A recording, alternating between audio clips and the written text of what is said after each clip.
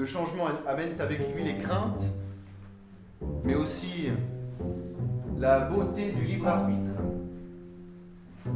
En effet, le plus délicat aura été de pouvoir choisir. Choisir de ne plus attendre. Choisir de ne plus se contenter. Là sont les origines de notre liberté. Il est vrai qu'aujourd'hui, cette liberté implique des efforts, des sacrifices.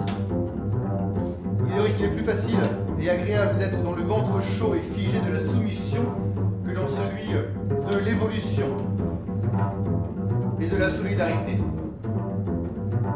Mais choisir de ne plus regarder le monde passer sans rien faire est un choix des plus simples. Il n'est peut-être pas facile, mais c'est l'un des plus simples. Un Parlement libre des jeunes, c'est un rassemblement citoyen de personnes âgées entre 18 et 30 ans. Qui donc se retrouvent, dans un premier temps vont échanger leurs rêves et leurs colères, ce qui va créer une base sur des réflexions un peu plus générales, pour à la fin déterminer en fait quel type d'action est-ce qu'ils vont pouvoir mener. On peut avoir 3 types de décisions, en tout cas 3 types d'actions qui peuvent en ressortir. À la fois, ça peut être changer une loi, mener une action sur une action de territoire, ou bien lutter contre une idée reçue. Le rose, c'est les colères. Le vert, c'est les rêves. On va vous demander de noter un rêve sur impossible et une colère sur impossible. Aujourd'hui, qu'est-ce qui me fait rêver, qu'est-ce qui me met en colère dans la société actuelle? Et de là va partir en fait des sujets qui vont être traités tout au long du week-end, qui vont être par association d'idées, va ressortir plusieurs sujets sur lesquels les jeunes, en tout cas les parlementaires, vont se positionner et vont travailler tout au long du week-end. Et donc ces thématiques-là vont constituer les premières réflexions en fait du Parlement libre des jeunes, qui est organisé donc par ateliers. Et donc dans ces ateliers-là, les parlementaires vont définir de quoi est-ce qu'on parle réellement. Ils vont travailler sur des problématiques qui vont être beaucoup plus précises, c'est-à-dire qu'ils vont devoir définir du sujet principal, quelle est la problématique pour eux et comment on peut la traiter. Les choses en mouvement ne peuvent être arrêtées. On nous a souvent demandé de nous asseoir, de rester là, d'attendre bien sagement. Et il nous a fallu écouter les conseils de nos anciens. Sans ça, nous aurions péri dans les méandres et les précipices de la civilisation moderne. Suite à ce temps-là, les parlementaires vont rencontrer des grands témoins. Ça peut être une ou plusieurs personnes et un temps d'échange, de débat, de questions par rapport à des engagements personnels, associatifs, politiques. Et ça, c'est un temps assez important parce que, non pas que le débat porte spécialement sur l'engagement, mais en tout cas donner à entendre une voix de personnes qui sont engagées depuis longtemps, en fait, soit dans la société civile ou parce qu'ils sont élus, et bien du coup permet aussi d'avoir peut-être un autre regard justement vis-à-vis de ces personnes-là, de la part des parlementaires. Mais il s'agit d'abord du mouvement.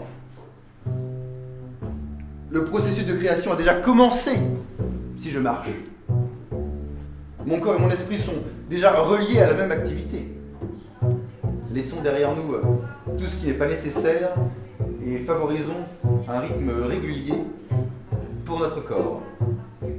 Et sur le deuxième jour, les ateliers se reforment et justement travaillent à affiner encore un peu plus la réflexion de la veille, déterminent donc ces fameux premiers pas significatifs.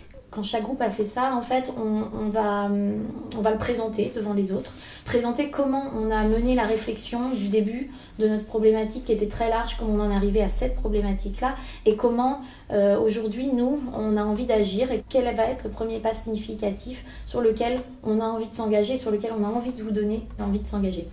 Et suite à cette présentation, chacun va, par un jeu de positionnement, en fait, va se dire « Tiens, j'ai envie de participer à ce projet-là ». Et les groupes, après, ils vont se réunir, ils vont commencer à se constituer pour commencer à travailler sur les premières choses, sur les premiers pas qu'ils ont décidés collectivement. Les doutes arriveront, les échecs arriveront, les craintes. arriveront aussi. Mais nous sommes nés pour faire des erreurs. Goethe a dit « Tout homme qui marche peut s'égarer ». Alors je veux me perdre sans pour autant m'arrêter.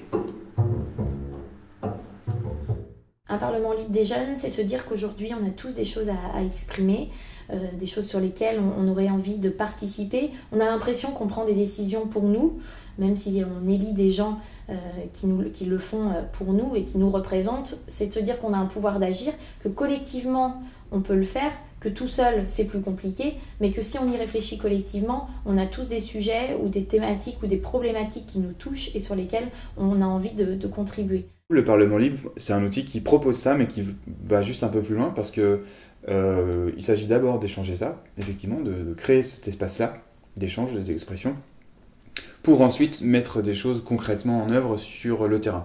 Ça se passe à la fois en fait par des actions qu'on peut mener, sur lesquelles on peut s'engager, mais ça passe aussi par une ambition un peu plus grande, qui est de se dire qu'on peut participer à changer des lois, ou en tout cas à contribuer à des projets de loi. Pourquoi pas légitime? Parce que citoyen malgré tout, et c'est important de donner bien sûr la parole aux citoyens. En disant que nous, jeunes, on a une parole, on a des envies, on a des colères, et on a envie de les exprimer pour qu'elles soient entendues à un niveau qui peut être plus haut.